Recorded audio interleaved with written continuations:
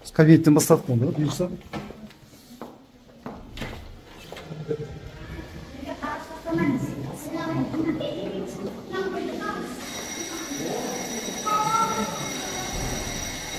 Сайын Шапақатов ауылы, Ғұбайдолла Айдаров атындағы орта мектеп.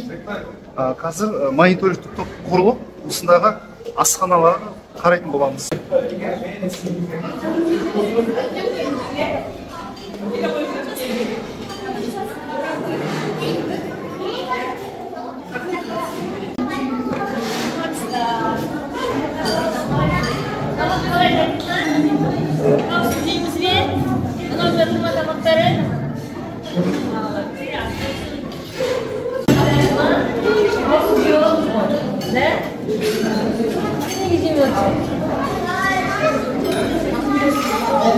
Қазір менюша оқушыларға қандай тамақ тиісі соны қарайтын боламыз, менюді.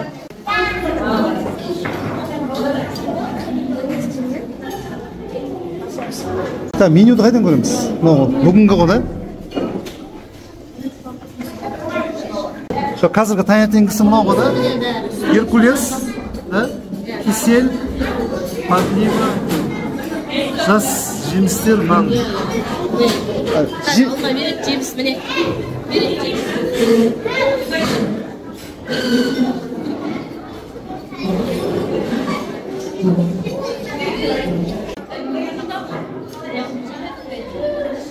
Қалай, тамақ жақсы ма? Тәтті ма? Ұнай ма?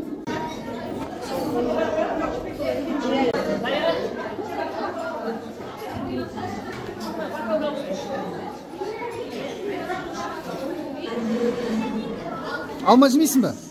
Неге? Қандасым алып кетеді.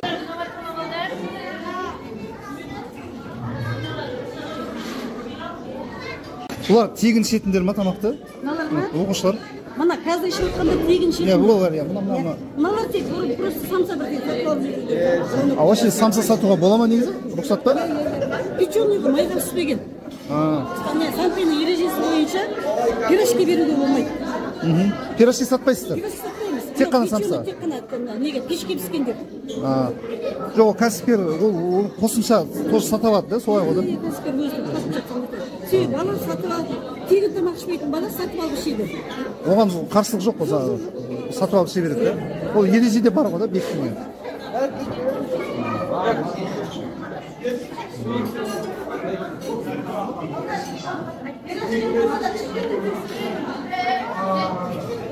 Қазір аудандық білім бөлімінің басшысы Айбаршы Мұтеспаева Қуанышқалиқызымен мына столовыйдың кухняда, яғни қалай дайындалатынын көреміз, соған кірейін деп жатырмыз.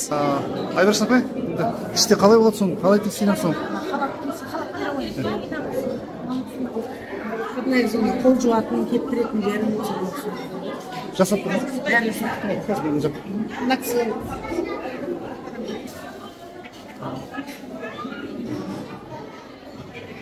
Мына асханаға кіру үшін арнайы киім беріледі, ол міндетті.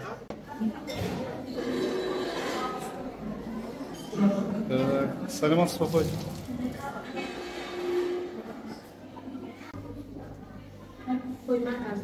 Склад, да? Холодильникте заготовка жасалынатын қойылатын тамақтар, мына күнделікті қойылатын тамақтар заготовка по порядку тұрады. Круглый, молочный. Молочный. Молочный газ в данный момент ештеңе жоқ, да, сонда? Жоқ, қазір пісіріліп жатыр ғана. Анау круглый, 48 сағат болады. Мынау заготовка. Капуста.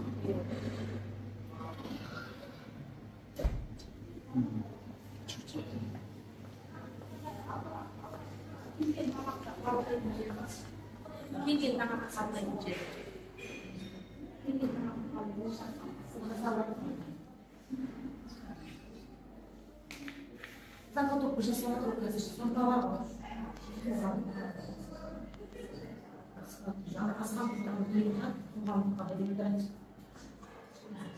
Ақылы тамақ.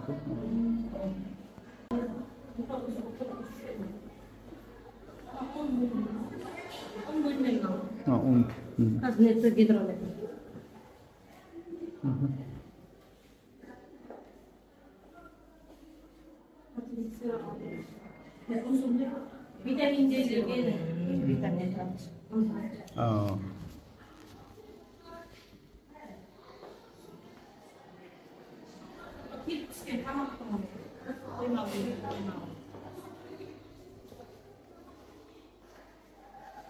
Бәрі сұрақ қоймыстар, аман бәрі. Күндегі күнде ғана. Да, 2026-ға дейін срогі, да? А мынау неде? Горохтар, кукуруз, перловкалар, печеньелер. Ана коробкасымен шығарып тастаймыз ғой, бәрін ішіне салынады. А мына сүт? Алып қойын. Қоғамдықтың тамағы мынау. Мынау негізі холодильникте тұру керекпіз ба? Жоқ, мынау температурасы жақсы ғой. Мына несі бар? Гидрометр. Ыстық емес па жақта. Негізі осындай 18-20 болу керек па сонда?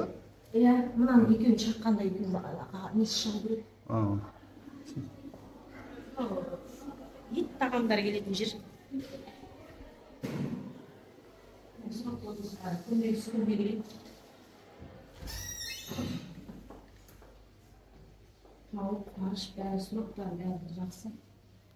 Мынау деген нестелген халалы не? 30 сутка екісі, значит. Дайындалған күні нөл екі емес, значит, 2 апта деген бізде екен ғой. Қазір кетеді ғой, қазір. Қағаздан да бар бізде. 25, Сертификаттар бар, бәрі қағаздар. Тауып келеді.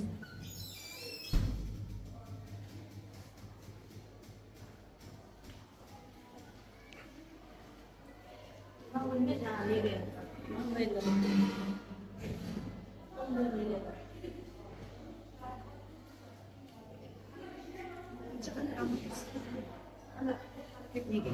Тамақ құйып жатқан жұмыс. Нан пісіретін пештері.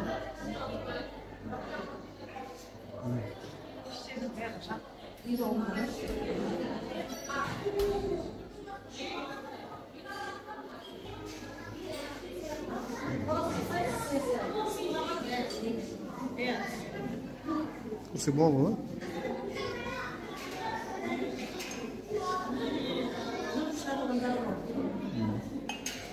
Мына жерде пациентті заңы бойынша 3 үй болып тұрады. Потокқа бөліп тұрады. Біреуі жуылып жатыр, біреуі тамақ ішіп жатыр, біреуі келесі кезекте дайындап, келесі кезекте дайындағанда бұл ұшылмаған ретінде. Ана нелер, бокалдар тоже, да? Иә, заготовка. Келесі дайындалады. Келесі уже мынаны жуып келгенше келесі қауіпсіз мектеп деген соны қарайды. Келмеген болса жоқ деп қоямыз. Мысалы, тапсырыс берілгендерді ізделеп белгілейміз. Мысалы, шықпағандар болады, бекітілмегендер болады. Соның бәрін мында шығып, мысалы, бекітілмеген, курсмейдер деп әр сыныппен осылай кабинетпен жасап отырамыз. Бала саны нақты шығады. Бір сыныпта мысалы 20 бала болса, оның 2 баласы жоқ, мысалы 1 баласы бекітілмеген деген сияқты. Бекітілмеген жағдайда кісі материалын қабылдасамыз. Бүгін шықпайды бізде монитордан қарап жібересіз, карточка дұрыс емес шығар деген сияқты. Сондай бала карточкамен келіп өзі соғады. Сондай бала соғып тұрады. Бала алшын бастымай. Жоқ бала. Жоқ. Мен алып тастаймын. Бүгін келмегендер бар ма мысалға? Қандай жағдайда келмей қалады? Бала енді, оны сынып жетекші біледі, сынып жетекшіден неге келмейтінін білмейміз. Сынып жетекшімізге бала жоқ, келген жоқ. Алып қалуы мүмкін әртүрлі. Енді сұрап түсінген десең. Біз бастысы жоқ па, келген жоқ. міндетті түрде тек қана мынаумен шыққанда ғана ақша кетеді. Тек қана монитормен Мынау ауданда бірінші проектің сонда? Былтыр басталды ғой негізі. Биылғы жылға біз мектеп пилоттық жобаға ендік. Пилотный, да? Полноценный уже келесі жылдан бастап боласың, қалайсың? Басқа мектептер енетін шығар, біз облыс бойынша 32 мектеп осындай осыған пилоттық жобаға енген. Осы тек қана столовойдың кәсіпкердің ақшасы осымен ғана кетеді. Тамақ ішкен баланы. Ана әрбір баланы мектеп үйдімен интеграцияланды. Баланы сабаққа келуі, тамағын ішуі барлығынан шығып тұрады. Ата-анаға көмек, бала мектепке келді, тамағын ішті деген. Ата-ана өзі біліп отырады. Ақ берген кезде тек қана осымен ғана берген кезде монитормен ғана Кәсіпкер бар ма осы жерде? Саямасая, өзіңіз таныстырасыз ба мына не бойынша? Бұл сізге убыточный емес па? Мысалға бала көп болған сізге жақсы? Убыточный себебі кейбірде бүйтіп соғылды деген уақытта мынаған фамилия шықпай қалады. Или қате деп шығады. Я бір тексеруден тиісті емес деп шығады. Әртүрлі бір нелері бар. Бір-екі баладан шығады да кейде. Олай енді балдар көпелеп қалғанда жаңа айтқан не болады?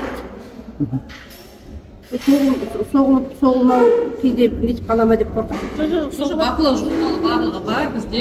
Барлығы осы апайдың өкілімен және біздер нақтылап отырамыз. Бұл кісілер де біледі, мысалы 20 бала келіп отыр ма, 20 бала мына жерге соғылды. Біз бақылау журналына түсіреміз. Табель бойынша еще тұр ғой. Осымша бақылау журналына тағы түсіреміз де, соны қол қоямыз. Бүгінге бірінші сыныпта бақылау журналын қайда? Бақылау журналына көрсетеміз. Бүгінге сіздің тәжірибеңіз қалай апай? Неше жыл болды осымен айналысып жүргеніңіз? Осы кәсіппен? 2009-дан бері қарай. 2009. Өзіңіз мамандығыңыз? Мамандығым товаровед. Товаровед, ал енді келесі конкурсқа қатысасыз ба? Сіз жаңа убыточный деп жатсыз ғой, убыточный болса... Жоқ, убыточный болғанда, оны айтпаймын мен. Бір жар бала кейде бір қате соғылды деп шығарттаймын. Мен убыточный болады деп есептемеймін. Мына нәрсе асхана қауіпсіздігі деген бұл бір жағынан сыбайлас жемқорлықтың алдын алу. Сол ғой, Дәл кәдімгі келген бала көрініп тұрады да мына жерде. Тексеру келгенде де барлығынан журнал. Ашықтық қой енді ол жерде, потому что кезінде біраз біледі ғой халық. Шынайы келген бала тамақтанды ма? Фактически көріністі сол шынайы көрініс. Ол жерде кәсіпкерге одан не түсіп айтып тұрғаны былай ғой. Кей кезде бастаған кезде, мысалы жаңа бір баланы соқтық па, сізге тамақ тағайындалмаған деп шығып тұрды. Бірақ ол қазір бұл жөнделді, бұл жөнделді қазір. Қазір мектеп едудің ал жалпы мектеп әкімшілігімен неңіз қалай қарым-қатынас, балалар ата-аналармен бір жалпы бар ма? Осы уақытқа дейін бір келді ма бір айтып мысалға? Бастапқы әзірде осы мектептің 3-ші жылы бастапқы әзірде енді кішкентай не болды ата-аналардың да енді ол жаңағы айтқан ата-аналардың уәжі не дейді сонда нақты? Не деген болғанда білмеймін, жаңа балам бір күн тамақ ішпей келді деп сосын қайтадан сол баласын шақырдық, ата-ананы шақырдық, директормен жолықтық, бұл кісіден бұрынғы адам директор болғанда. Сосын енді ол бала үйге не қыл деп айтып баратқанын білмейміз ғой деп, одан кейін қайталап іштегі болған жоқ. Онда жауап іштегі болған жоқ. Ал мамандарыңыз бәрі дұрыс қой да, онда тұрақсыздық жоқ па, ондай жұмыстан кіріп тұрақсыздық па? Жоқ, тұрақты бұзар. 3 жылдан бері келатқан тұрақты бұзар. Хорошо, сәттілік. Дұрыс несі бар, категориясы бар поварда. Негізі повар жақсы болса, кәсіпкердің жұмысын алып шығады ғой. Көп мәселе поварға қарайды да, асхананың қызметкерлеріне. Қай жұмыста солай ғой?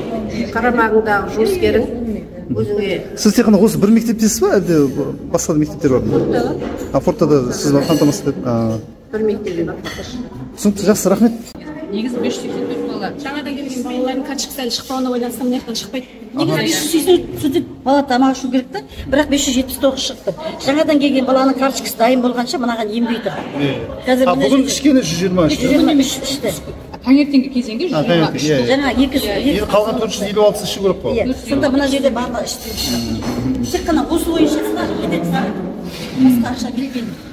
Ал негізі ең сенімді барлық мектепке енгізсе.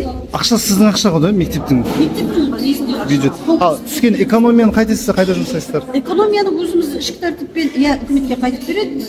Я болмаса өзіміз басқа бір нәрсе аламыз. Басқа қажеттілікке берген ба? Мектепке қажеттілігіне береді. Экономия. Енді осыдан кейін лагерьдің жұмысы ұйымдастырылады ғой.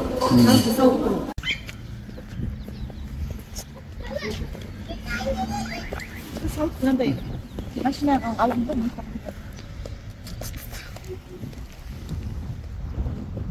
да